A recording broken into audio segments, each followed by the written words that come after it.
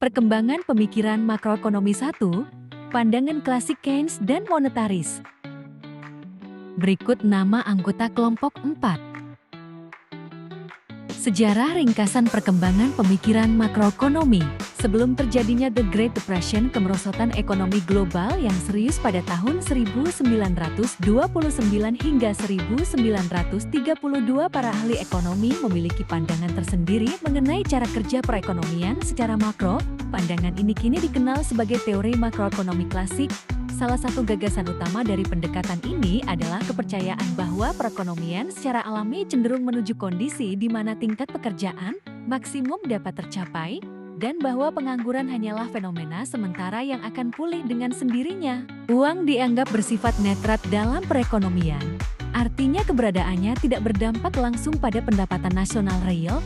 Ketika jumlah uang yang beredar mengalami perubahan, hal tersebut tidak menyebabkan peningkatan atau penurunan output real. Sebaliknya, perubahan itu hanya memengaruhi variabel-variabel nominal, seperti harga-harga, pendapatan nominal, upah dalam bentuk nominal, serta tingkat suku bunga nominal.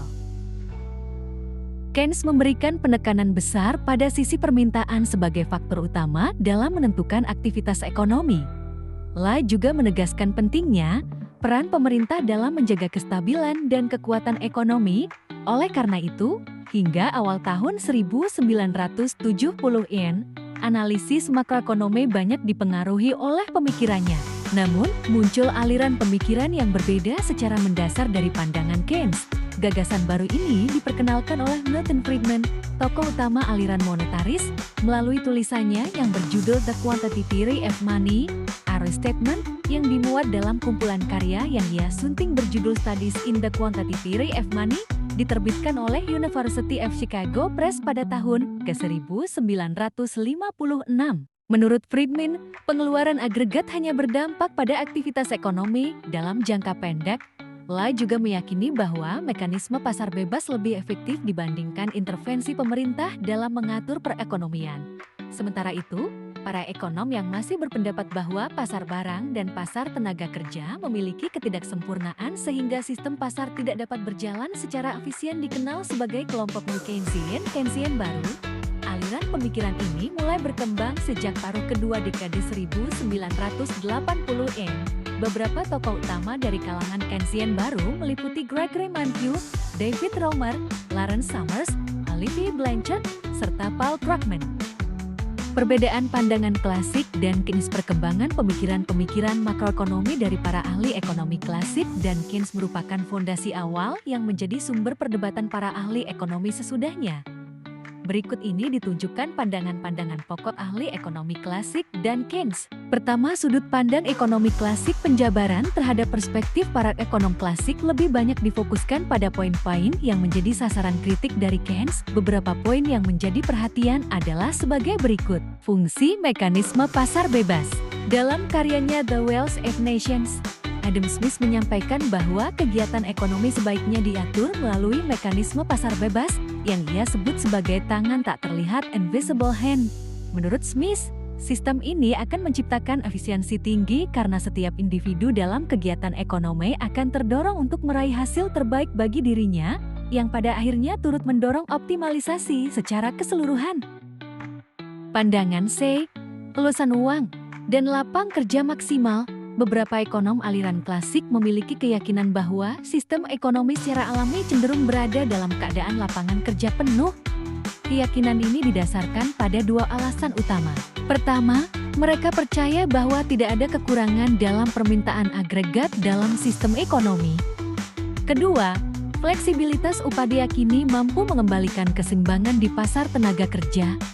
Alasan kedua didasarkan pada pandangan bahwa keluasan upah diyakini dapat menyelaraskan jumlah tenaga kerja yang diminta dan ditawarkan, sehingga tercipta keseimbangan dalam pasar tenaga kerja. Tingkat aktivitas ekonomi dan output ditentukan oleh faktor-faktor produksi. Setiap barang yang diproduksi diyakini akan selalu menemukan pembelinya. Tingkat output nasional dan aktivitas ekonomi bergantung pada pemanfaatan faktor-faktor produksi. Semakin besar jumlah modal yang digunakan, semakin tinggi pula hasil produksi nasional. Kemajuan teknologi turut berperan dalam meningkatkan efisiensi produksi dan mempercepat pertumbuhan output nasional. Jumlah uang beredar, dinamika ekonomi dan pergerakan harga menurut teori kuantitas yang menjadi landasan pemikiran para ekonom klasik, uang dianggap netral dalam sistem ekonomi. Artinya, perubahan jumlah uang yang beredar tidak akan berdampak pada output nasional secara real. Mereka meyakini bahwa ketika jumlah uang dalam sistem ekonomi mengalami perubahan, satu-satunya akibatnya adalah penyesuaian proporsional dalam harga-harga tanpa memengaruhi jumlah produksi. Peranan pemerintah dalam perekonomian. Para ekonom klasik menolak intervensi aktif pemerintah dalam mengatur perekonomian. Namun, sikap ini bukan berarti mereka sepenuhnya menentang peran pemerintah dalam bidang ekonomi. Pemerintah dianggap penting untuk menyediakan infrastruktur yang mendukung peningkatan efisiensi operasional perusahaan swasta. Selain itu, pemerintah juga berperan dalam menetapkan aturan dan fasilitas yang dapat membantu perusahaan swasta bekerja lebih efektif. Peran penting lainnya adalah menyediakan layanan publik yang dibutuhkan masyarakat secara luas, namun sulit atau mahal jika disediakan oleh sektor swasta. Kedua pandangan golongan Keynesian. Dalam menerangkan pandangan golongan Keynesian, yang akan diperhatikan adalah 3 aspek, yaitu: pertama, pentingnya peranan perbelanjaan agregat dalam menentukan tingkat kegiatan dalam perekonomian. Kedua, peranan uang dalam mempengaruhi tingkat kegiatan perekonomian. Ketiga, peranan pemerintah dalam mewujudkan kestabilan dalam kegiatan ekonomi dan bentuk-bentuk kebijakan pemerintah. Kritik Keynes ke atas pandangan klasik. Keynes mengkritik kecocokan teori klasik dalam menjelaskan penyebab pengangguran dengan beberapa alasan berikut. 1. Penyebab pengangguran. Menurut ahli ekonomi klasik, perekonomian cenderung berada dalam kondisi tenaga kerja penuh karena prinsip C yang menyatakan bahwa permintaan total dalam perekonomian dianggap selalu cukup. 2. Kelulusan upah yang diyakini dapat menyamakan permintaan dan penawaran tenaga kerja.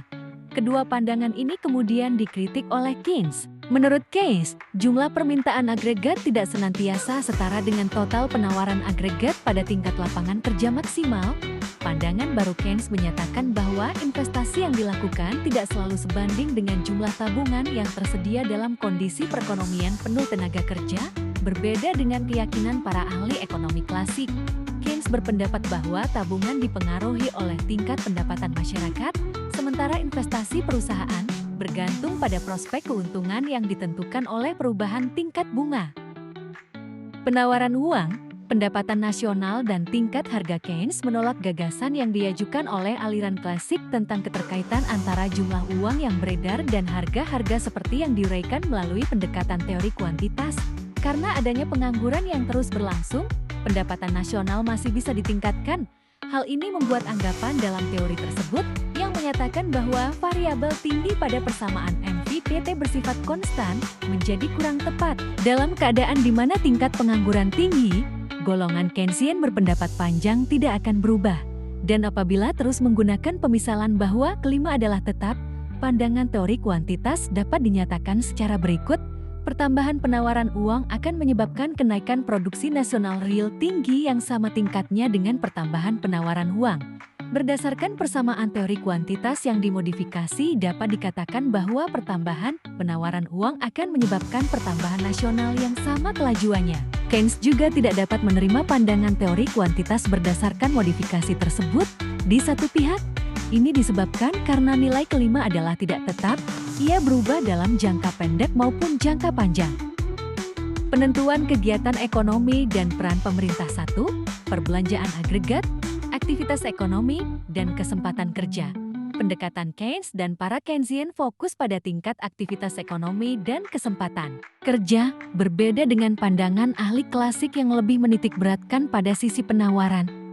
Dalam suatu perekonomian, total belanja masyarakat mencakup 4 unsur utama, yakni konsumsi rumah tangga, investasi oleh sektor swasta, belanja pemerintah, serta selisih antara ekspor dan impor. Total pengeluaran tersebut mengalami dinamika antar periode, dan fluktuasi ini umumnya dipengaruhi oleh naik turunnya investasi.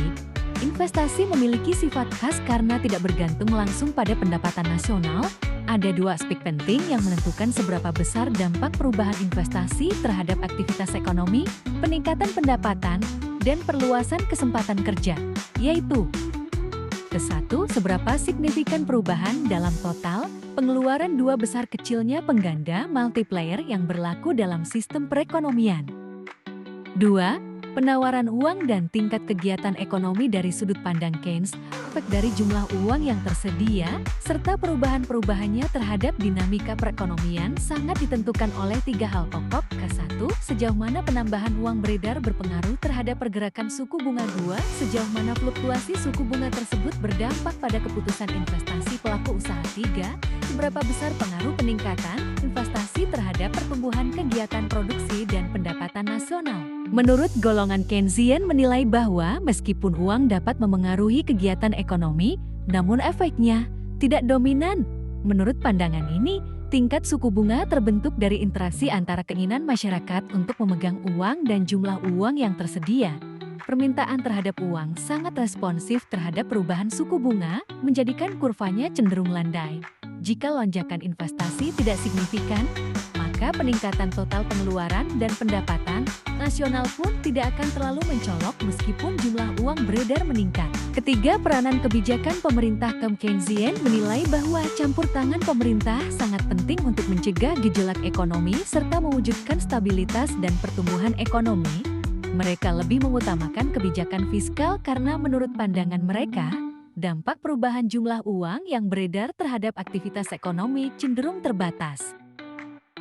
Perdebatan di antara Keynesian dan monetaris dalam membandingkan pandangan golongan Keynesian dan monetaris akan diperhatikan hal-hal yang sebagai berikut.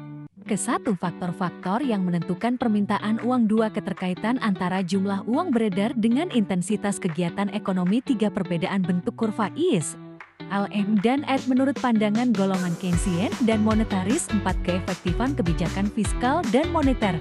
V. Pandangan golongan monetaris mengenai keseimbangan ekonomi dan kebijakan ekonomi dalam jangka panjang. Pertama, faktor-faktor yang menentukan permintaan uang. Friedman menyempurnakan teori kuantitas dengan pendekatan yang lebih modern dan dipengaruhi oleh Keynes. Menurutnya, permintaan uang dipengaruhi oleh 1. Pendapatan real dan kekayaan. 2. Tingkat suku bunga obligasi. 3. Tingkat pendapatan dari saham equities. 4. Pendapatan dari harta lainnya. Pandangan Friedman mengenal sejumlah variabel yang memengaruhi permintaan terhadap uang dapat dirumuskan dalam bentuk persamaan sebagai berikut. Kedua, penawaran uang dan tingkat kegiatan ekonomi. Pandangan Friedman untuk menjelaskan sudut pandang Friedman tentang keterkaitan antara suplai uang dengan performa kegiatan ekonomi serta pendapatan nasional, maka persamaan satu sebelumnya dapat ditulis ulang dalam bentuk lain, yaitu di mana fungsi KRB, RD menggambarkan nisbah antara PY dan MD. PY mewakili total pendapatan nasional dalam bentuk nominal. Angka keumumnya berbentuk pecahan karena nilai PY lebih tinggi daripada MD. Selanjutnya, sebagaimana pandangan para ekonom Keynesian, Friedman juga menyatakan bahwa stabilitas pasar uang tercapai ketika jumlah uang yang diinginkan MD sepadan dengan jumlah uang yang tersedia, MIS. Karena itu, saat pasar mencapai titik seimbang, berlaku relasi sebagai berikut. Persamaan 4 ini tidak terlalu berbeda dari formula dalam teori kuantitas maupun persamaan kas sisa dari kalangan Cambridge, seperti MVPT atau dalam bentuk lain, AM1V untuk teori kuantitas dan AMKPT dalam kerangka Cambridge. Pandangan Keynes, menurut Keynes, tidak terdapat keterkaitan yang konsisten antara jumlah uang yang tersedia dengan total pendapatan nominal nasional. Sesuai dengan teori yang Lah bangun, keinginan terhadap uang dapat diekspresikan seperti dalam rumusan 5 berikut. Dalam persamaan tersebut, MD merujuk pada keinginan terhadap uang, KPY mencerminkan kebutuhan untuk transaksi dan berjaga-jaga, sedangkan MSP menggambarkan dorongan menyimpan uang untuk tujuan spekulatif. Kondisi pasar uang akan stabil jika jumlah yang tersedia sesuai dengan jumlah yang dibutuhkan, sehingga dalam situasi seperti itu berlaku kondisi sekarang, misalkan terjadi peningkatan dalam jumlah uang yang tersedia, MIS. Apa yang akan terjadi? Berdasarkan kajian dalam bab 6, menurut analisis Keynesian akan timbul 3 konsekuensi. 1. Tingkat suku bunga mengalami penurunan. 2. Penurunan ini meningkatkan nilai MSP karena sangat dipengaruhi oleh suku bunga. Dan 3. Nilai KPI juga bertambah meski pertambahannya tidak sepenuhnya sejalan dengan peningkatan NIS karena sebagian dialokasikan untuk motif spekulasi. Pandangan Keynes, hubungan di antara penawaran uang dan pendapatan nasional adalah kompleks rumit. Berdasarkan persamaan 4, Friedman dan golongan monetaris menyatakan bahwa terdapat keterkaitan langsung antara perubahan penawaran uang dengan perubahan pendapatan nasional. Persamaan tersebut menjelaskan bahwa jumlah uang yang beredar berperan sebagai elemen kunci dalam mempengaruhi pengeluaran agregat serta besaran pendapatan secara nasional. Dengan kata lain, persamaan ini mencerminkan teori permintaan agregat menurut golongan monetaris. Peningkatan jumlah uang yang dimiliki masyarakat akan mendorong peningkatan pengeluaran mereka. Peningkatan pengeluaran ini menimbulkan dua dampak: kenaikan harga dan peningkatan kegiatan ekonomi serta produksi nasional sepanjang jangka pendek. Bertambahnya jumlah uang yang tersedia akan berdampak pada naiknya pendapatan nasional baik secara nominal maupun real. Pandangan ini dapat muskan dalam persamaan sebagai berikut, di mana panjang merepresentasikan harga umum. Y adalah pendapatan nasional real, dan AM adalah total uang beredar. Dengan demikian permintaan agregat ditentukan oleh faktor-faktor yang dinyatakan dalam fungsi berikut, di mana E adalah perbelanjaan agregat, AM permintaan uang, AM total supply fund, dan panjang tingkat harga. Penjelasan ini menegaskan bahwa penentuan permintaan agregat dalam sistem Keynesian jauh lebih kompleks dibandingkan yang dijelaskan oleh golongan monetaris. Jumlah penawaran uang dan perubahan-perubahannya bukanlah satu-satunya faktor yang mempengaruhi tingkat pendapatan nasional nominal. Seperti telah dianalisis dalam bab 4, perbelanjaan agregat AE merupakan penentu utama permintaan agregat. Perdebatan di antara Keynesian dan monetaris kurva is dan ed. Pandangan Keynesian monetaris dalam gambar-gambarkan pandangan Keynes dan Friedman mengenai kurva LM. Telah ditunjukkan bahwa menurut pandangan Friedman, pendapatan nasional dan perubahan-perubahannya adalah proporsional dengan penawaran uang perubahan-perubahannya. Dengan demikian kurva LM yaitu kurva LM menurut pandangan golongan monetaris adalah tidak terpengaruh secara signifikan oleh fluktuasi suku bunga. Kurva LM adalah sangat tidak elastis. Dari sudut pandangan Keynes, permintaan uang juga jumlah uang yang diperlukan untuk spekulasi. Dengan demikian, kurva permintaan uang berpengaruh pada tingkat sensit yang dihasilkan oleh suku bunga. Sifat ini menyebabkan LM yaitu LEM yang didasarkan kepada pandangan Keynes adalah sangat elastis. Kurva adalah sangat tidak elastis. Dari sudut pandangan Keynes, permintaan uang juga jumlah uang yang diperlukan untuk spekulasi. Dengan demikian, kurva permintaan uang akan berpengaruh pada tingkat sensit yang dihasilkan oleh suku bunga.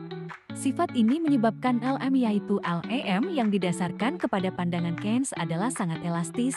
Membandingkan perbedaan sifat is maupun LM dari sudut pandangan Keynes dan Friedman, sekarang dapat ditunjukkan implikasi dari perbedaan tersebut kepada bentuk kurva permintaan agregat. Perhatikan ilustrasi pada gambar ke-10,2 grafik A menggambarkan pembentukan permintaan agregat menurut pendekatan Keynesian, dan grafik B merepresentasikan kurva E berdasarkan perspektif monetaris.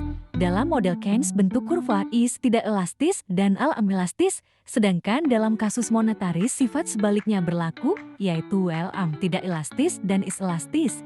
Sifat ini adalah S dengan yang diterangkan dalam gambar ke-10,1.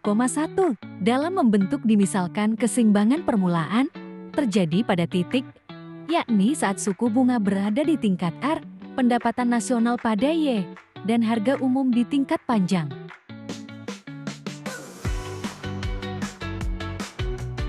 Keempat, keefektifan kebijakan fiskal dan moneter. Keaktifan kebijakan fiskal.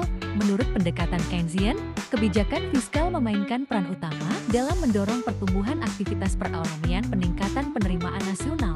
Sebaliknya, pandangan kubu monetaris menyatakan bahwa kebijakan fiskal memiliki keterbatasan efektivitas dalam merangsang ekspansi ekonomi dan mendorong naiknya pendapatan masyarakat. Keaktifan kebijakan moneter. Dalam pandangan Keynesian, kebijakan moneter dinilai kurang manjur sebagai sarana utama untuk menstimulasi ekspansi kegiatan perekonomian. Sedangkan menurut para pengusung pendekatan monetaris, kebijakan-kebijakan moneter lebih dapat diandalkan dibandingkan dengan kebijakan fiskal untuk mendorong peningkatan output ekonomi. Akan tetapi inflasi juga akan berlaku Oleh sebab itu, kebijakan moneter bukanlah suatu alat menggalakkan kegiatan ekonomi yang ideal. Kelima, pendapatan nasional dan tingkat harga dalam jangka panjang. Yang dimaksud dengan jangka panjang dalam bahasan ini adalah suatu rentang waktu di mana terjadi fleksibilitas harga, baik harga barang dan jasa maupun harga input dan faktor produksi lainnya. Dua, yang akan diulas dalam bagian ini mencakup bagaimana monetaris memandang keseimbangan makroekonomi jangka panjang serta sejauh mana efektivitas kebijakan pemerintah dalam periode jangka panjang. Keseimbangan makroekonomi jangka panjang menurut Friedman, perbelanjaan agregat bukanlah faktor utama dalam menentukan kegiatan ekonomi jangka panjang. Faktor-faktor real seperti jumlah tenaga kerja, stok modal, dan tingkat teknologi yang digunakanlah yang menentukan besaran pendapatan nasional real yang tercapai. Friedman juga menyatakan bahwa dalam keseimbangan jangka panjang, pengangguran tetap ada dan kondisi ini disebut sebagai pengangguran alami natural unemployment. Grafik A menggambarkan permintaan endi dan penawaran anas tenaga kerja pada suatu waktu tertentu, dan grafik bawah menggambarkan fungsi produk perekonomian tersebut yang ditentukan jumlah modal yang tersedia, tenaga kerja yang tersedia, dan teknologi. Stok modal adalah tetap sebanyak K, dan tingkat teknologi juga tetap pada A. Satu-satunya variabel yang berubah adalah jumlah tenaga kerja, dan dalam jangka panjang, titik pertemuan antara permintaan dan penawaran tenaga kerja akan berada pada E. Untuk tujuan analisis dimisalkan bahwa tingkat upah real mengalami perubahan menjadi W seperti pada grafik, yaitu pada tingkat upah W terjadi kondisi kelebihan supply tenaga kerja N dibandingkan dengan permintaannya N, sehingga tercipta pengangguran sebesar N sampai N. Apabila perekonomian hanya menggunakan N tenaga kerja, tingkat pendapatan nasional hanya akan mencapai Y seperti pada sumbu tegak grafik bawah. Keefektifan kebijakan pemerintah berdasarkan grafik pada permulaannya dimisalkan bahwa kurva agregat sisi penawaran dalam jangka pendek adalah S, sementara agregat sisi permintaan berada pada posisi X dan titik equilibrium ekonomi terjadi pada kondisi kesempatan kerja penuh, yakni berada pada S. Titik keseimbangan tersebut berada di E. Jika kebijakan moneter diberlakukan, maka posisi A akan bergeser menjadi A. Artinya, dalam periode jangka pendek, terjadi perpindahan dari titik E ke titik yang mencerminkan bahwa harga umum meningkat dari PO ke P dan output real naik dari I ke Y. Kenaikan harga yang terjadi dari panjang ke P menyebabkan daya beli upah real buruh menurun, sehingga memicu ketidakpuasan di kalangan pekerja. Thank you for watching.